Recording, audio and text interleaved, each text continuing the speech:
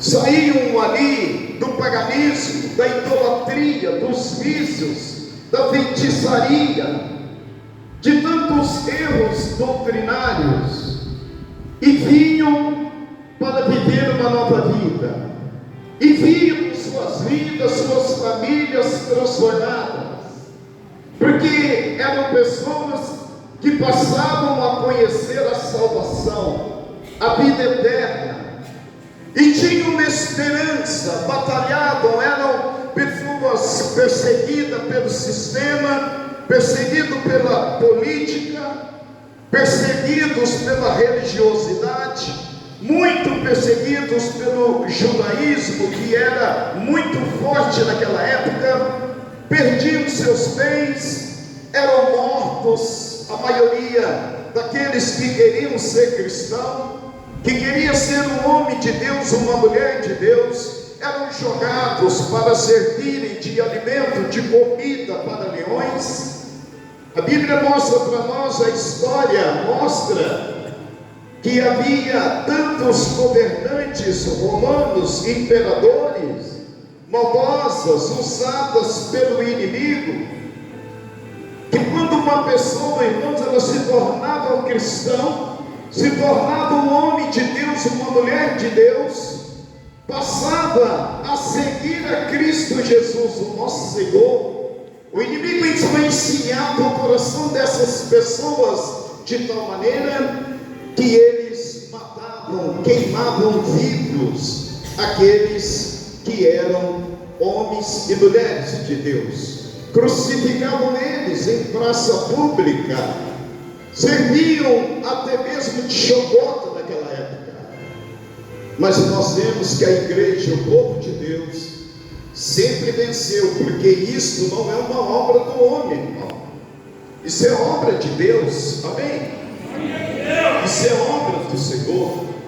Quando vemos aqui, irmãos, a Bíblia mostrando que a cada dia o Senhor acrescentava à igreja aqueles que haviam de ser salvos, nós também olhamos anteriormente alguns pontos que aconteceram, até a Bíblia chegar e mostrar esse acontecimento do acréscimo na igreja. Em Atos capítulo 2, a Bíblia ela mostra para nós o cumprimento daquilo que Deus havia profetizado por meio de Joel, que ele derramaria o Espírito dele sobre toda a carne. Em Atos capítulo 2, do versículo 1 ao versículo 3, a Bíblia mostra que eles estavam todos reunidos no mesmo lugar em oração. Aqueles que viram Jesus ser assunto ao céu, que receberam do Senhor Jesus a promessa que eles deveriam ficar em Jerusalém, até que eles fossem revestidos do poder do alto. A Bíblia diz, a Bíblia mostra para nós que eles então estavam todos reunidos esperando o acontecimento, estavam pacientemente orando e esperando, aguardando a resposta da oração. E veja que Atos capítulo 2, até o versículo 1 ao 4, a Bíblia vem mostrando, a cumprir-se o dia de Pentecostes, e estavam todos reunidos no mesmo lugar. De repente veio do céu um som como de um vento impetuoso, e encheu toda a casa onde estavam assentados, e apareceram distribuídas entre eles línguas como de fogo, e pousou uma sobre cada um deles. Todos ficaram cheios do Espírito Santo e passaram a falar em outras línguas, conforme o Espírito lhes concedia que falasse. Aqui a igreja é implantada. A igreja, aquela para a qual o Senhor tinha o intuito de implantá-la, para que desse continuidade à sua obra, ao seu ministério. A igreja do Senhor, irmãos, ela é a igreja como o corpo de Cristo, o cristão, a cristã, a pessoa que vem para poder começar uma nova vida. Ele tem que vir sempre com o coração decidido a receber o poder de Deus, a receber a autoridade de Deus, a receber força e condição para mudança de vida, serem trabalhados pelo Espírito Santo de Deus para poder conseguir perdoar. Todo mundo precisa aprender a perdoar. Você só não perdoa se você tiver consciência que você nunca errou com ninguém. Só se você tiver consciência que você nunca ofendeu ninguém, que você nunca prejudicou ninguém, que você nunca pecou, que você nunca errou, aí você pode dizer: eu não preciso liberar perdão para ninguém. Porque todos nós, amados, precisamos perdoar e precisamos ser perdoados. E quando nós começamos a caminhada, quando o Espírito de Deus chama a pessoa para ela ser igreja, não é simplesmente talvez a pessoa imaginar: eu vou no culto. Não, a pessoa, ela vem com o coração disposto da seguinte maneira: eu vou na igreja, eu vou naquele lugar para mim cultuar a Deus. Amém? Você é um objeto de culto, de louvor, de honra e de adoração ao nosso Deus. Querido, nunca jamais a pessoa que é nascida de novo, ela consegue vir à igreja para assistir um culto, para assistir um louvor. Ela não consegue simplesmente assistir, porque Deus está presente. O Espírito Santo de Deus vai mover o coração daquela pessoa, e a pessoa vai dizer: é diferente. A pessoa vai declarar, se ela for falar com alguém, ela vai dizer: é diferente, eu senti a presença de Deus naquele lugar. A pessoa vai dizer: Deus falou comigo coisas que só eu e Ele sabemos. Sabe por quê, irmão? Porque culto não é para ser assistido, é para você cultuar. A sua vida, o seu coração. A Bíblia ensina que nós apresentamos os nossos membros a Deus como um culto racional.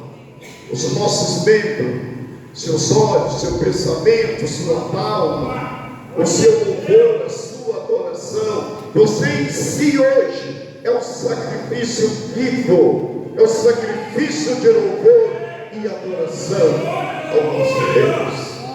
Por isso, querido, que você vai olhando e vai vendo a Bíblia mostrando para nós, quando então o Espírito de Deus pousou sobre aquele número de cerca de 120 pessoas, entre homens e mulheres, ali começa a igreja. A igreja tendo como cabeça Jesus, aquele que morreu e ressuscitou, aquele que fez a promessa que ele iria, mas enviaria o Consolador, enviaria o Espírito Santo para poder consolar, para poder formar a igreja como luz do mundo, como sal da terra.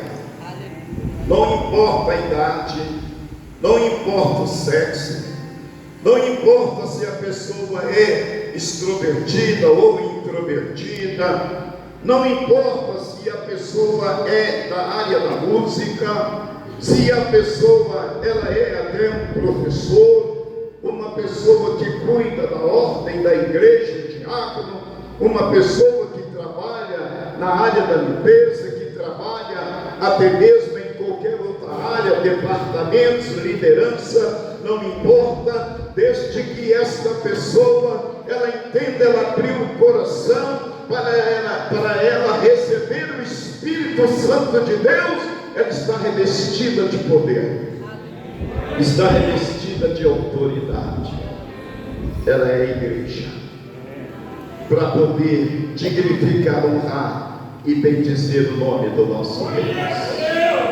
Irmão, só uma coisa pode impedir o Espírito Santo de Deus agir na vida de uma pessoa: é se ela está na prática do pecado, se ela ama o pecado, se ela aparentemente diante do pastor, diante dos irmãos, diante das pessoas, ela aparentemente está tudo bem, mas está para os botecos, está na prostituição, está com a vida toda doida, está com o tabaco diariamente. Ela está enganando ela mesma, porque se torna uma árvore frutífera, uma pessoa que precisa ser trabalhada pelo Senhor, amém? Para Deus usar a vida dela. É a pessoa chegar diante de Deus, reconhecer e falar: Pai, tem misericórdia de mim, eu quero ser santo, eu quero ser santa, quero ser separado para a tua obra, para o teu propósito.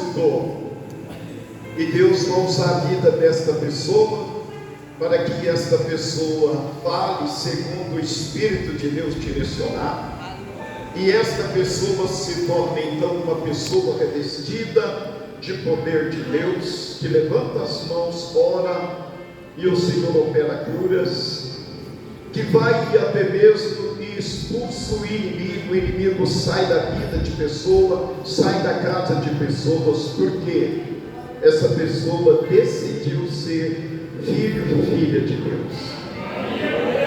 Querido, quando você vê essa passagem que nós estamos vendo aqui de Atos, as pessoas naquela época não compreenderam muito bem, não aceitaram muito bem a maneira como que o Espírito Santo estava agindo na vida daqueles irmãos.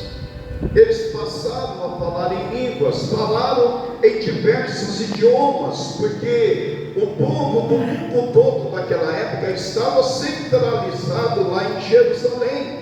E eles correram para ir lá onde estava reunido esses discípulos, apóstolos de Jesus, e eles ouviam eles falar na língua deles, no idioma deles.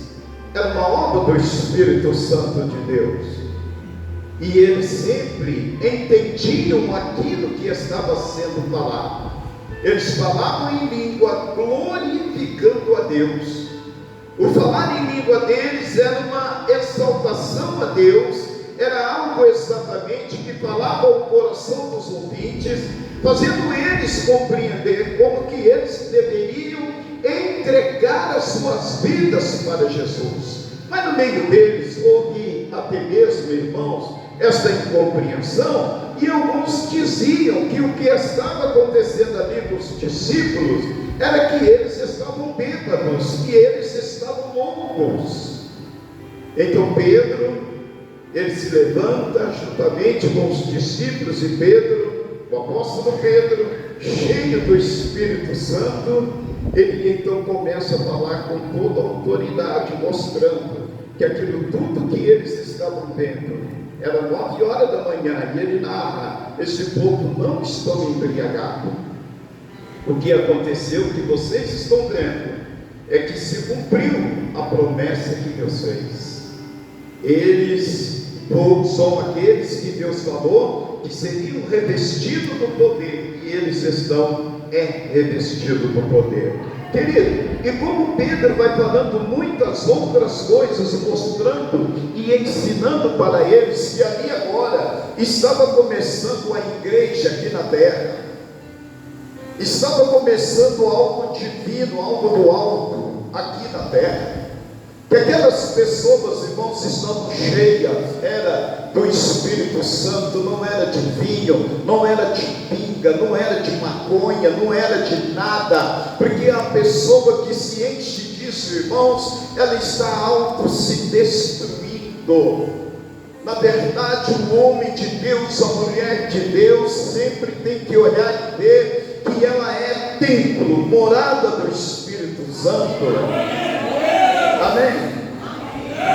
Você é templo, você é morada do Espírito Santo. Essas coisas outras que a pessoa ingere é para a sua morte, é para a sua destruição, é para o seu próprio desrespeito. Mas quando uma pessoa se enche enche do Espírito Santo, ela se torna autoridade de Deus. Você olha, você vê, querido, que Pedro, ele começa aqui a falar algumas coisas com ele, que eu quero que você, na sua Bíblia, veja.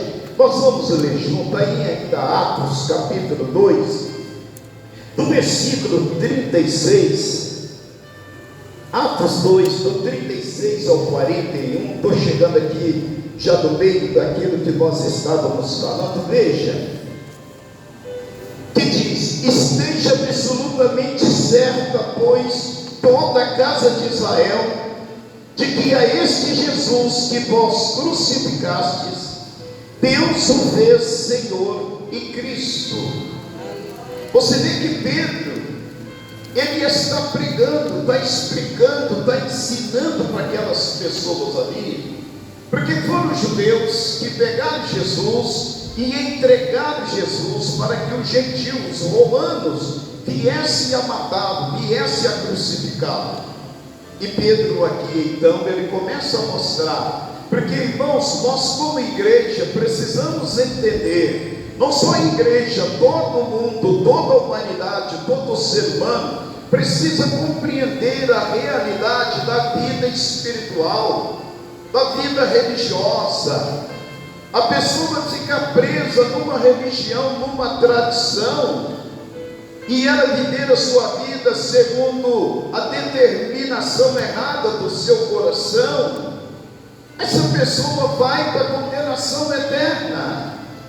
Ela precisa conhecer a verdade que é Cristo, aquele que morreu e ressuscitou para perdão dos nossos pecados. E aqui você vai vendo que o apóstolo Pedro está mostrando, que eles deveriam compreender esta verdade, a qual ele está mostrando para eles, que Jesus, ele ressuscitou, e Deus o constituiu como Senhor. Essa palavra Senhor, irmãos, é do grego Kyrios, ou Adonai, que significa autoridade absoluta. Amém? Amém. Esse Senhor é letra maiúscula. Não é aquele Senhor que nós educadamente nos referimos a uma pessoa a qual nós devemos sempre o respeito devido. Nos dirigimos aos pais e falamos: Pai, o Senhor. Nos dirigimos ao patrão e dizemos para ele: o Senhor.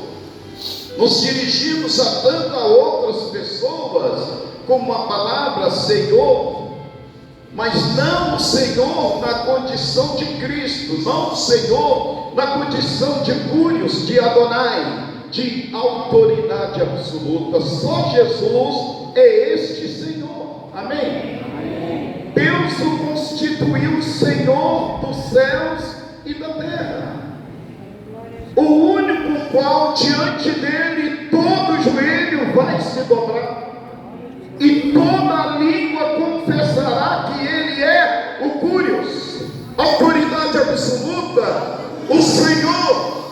Os demônios se prostrarão diante dele, já prostram desde hoje. Os governantes se prostrarão diante dele.